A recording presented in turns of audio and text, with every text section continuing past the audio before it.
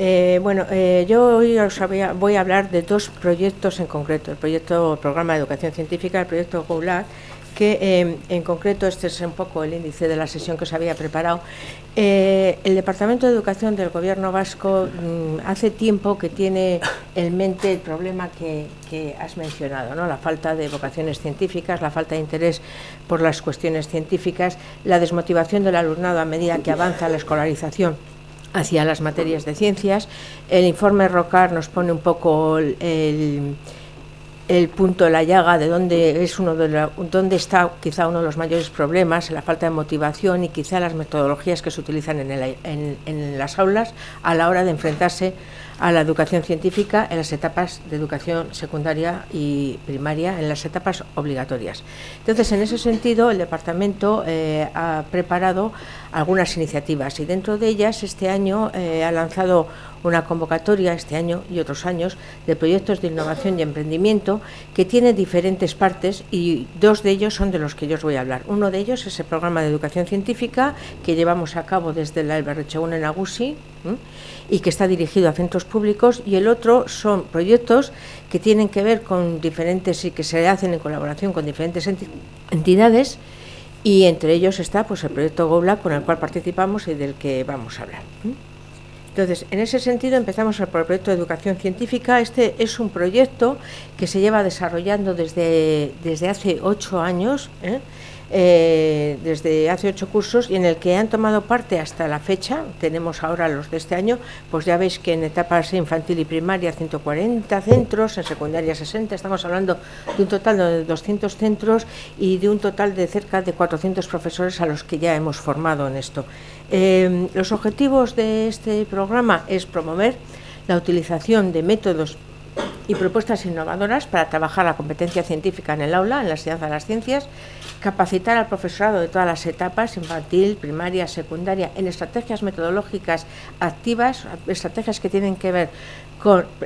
trabajo por investigación, en trabajo por indagación, y poner para ello a disposición de los centros educativos una serie de materiales didácticos de los cuales se les dota, se les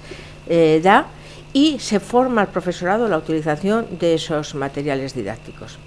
En este sentido, el profesorado que participa en esta convocatoria recibe una formación durante una fase intensiva. Se les da el material didáctico, lo tienen que trabajar en el centro con los alumnos y alumnas. A lo largo de ese curso tienen asesoramiento puntual a lo largo de todo el año por nuestra parte, y luego tienen que contar su experiencia, lo que han hecho, lo que han dejado de hacer, lo que ha ido bien, lo que ha ido mal, en una jornada que hacemos hacia finales de mayo en todos los centros. Para ello, además, tienen a su disposición una serie de materiales didácticos que está recogida en ese site que tenéis ahí, y donde se les da ayuda a lo largo de todo el curso. Entonces, fundamentalmente trabajamos la competencia científica y sus subcompetencias en una metodología basada en la indagación, como hemos dicho, en las 3 etapas,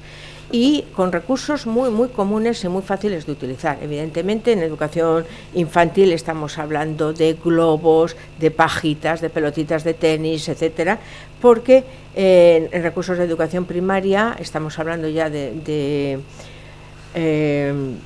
microscopios digitales, de los kits de productos químicos, etcétera, y en educación secundaria pues estamos hablando de experimentación asistida por ordenador o con sensores o con microscopios más potentes, etcétera.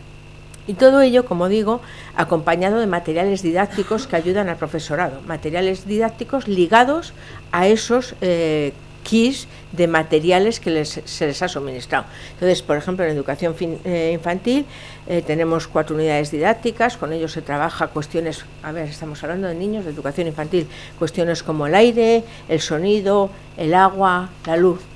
unidades didácticas que están colgadas de esa página que he nombrado anteriormente, unidades didácticas elaboradas por el equipo del Elberretxegun en Nagusi.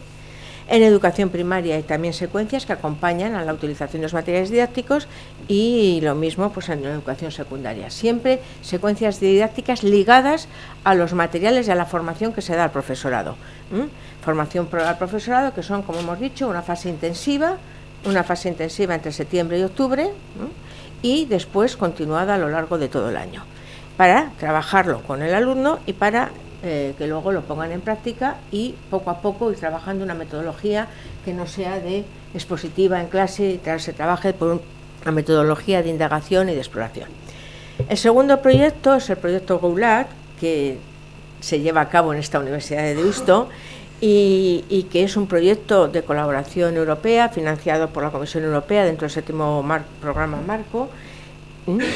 Es un proyecto que tiene 3 grandes grupos de trabajo con 3 perfiles de investigadores, donde participan universidades, instituciones, agrupaciones, 19 partners, 10 millones de euros, en fin, es un proyecto potente. Objetivos, pues proporcionar a los estudiantes la oportunidad de adquirir experiencia práctica mediante también la realización de experimentos utilizando equipos, en este caso, equipos de laboratorio remoto. En este caso lo que estamos hablando son laboratorios online, laboratorios que están situados en diferentes entidades. En este caso la Universidad de Deusto tiene unos laboratorios ahí, en tercera planta, en la quinta planta, y donde los centros acceden vía remota, pero sobre todo lo más importante es, como antes he dicho, el tipo de metodología que queremos en la utilización de eso, metodología que tiene que ver con la indagación, con el teaching learning. Además, profundizar en los conocimientos de los estudiantes y con todo ello ayudarles a que no se desmotiven, a que no pierdan el interés por las ciencias, por la tecnología a lo largo de su escolarización y que cuando lleguen a bachillerato huyan de todas las materias científicas, sino que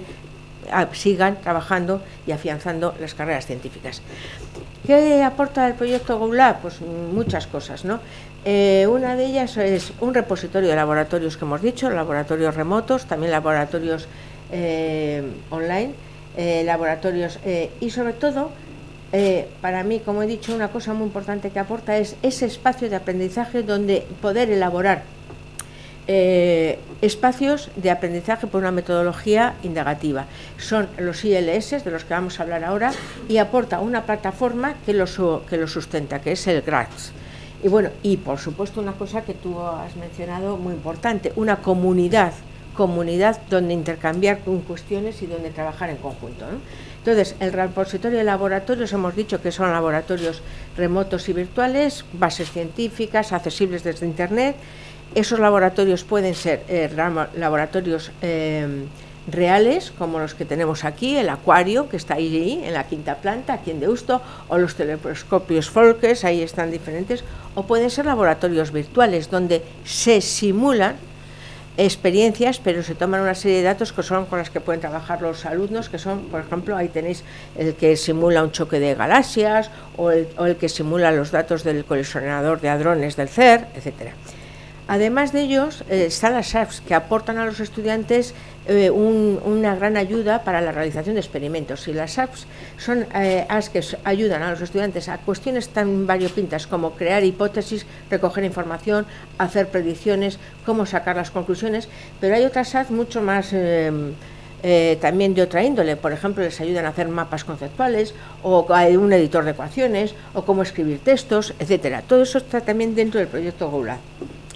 Y el Inquiring Space, que hemos dicho antes, es el espacio que permite al profesorado crear entornos de aprendizaje por indagación para el alumnado y donde integra todas estas cosas que hemos dicho, los laboratorios virtuales, las apps, etcétera. Por otra parte, siempre con esa metodología basada en la indagación, donde es importantísimo trabajar como lo haría un científico, partir de un problema real, plantear un trabajo, un diseño de investigación con sus hipótesis, con la experimentación, con unas exploraciones, unas toma de datos, sacar unas conclusiones y vuelta a rediseñar el experimento si algo no concuerda con respecto a nuestras hipótesis iniciales. La estructura de un ILS es muy sencilla, son estructuras que en realidad es una actividad interactiva de 2-4 horas,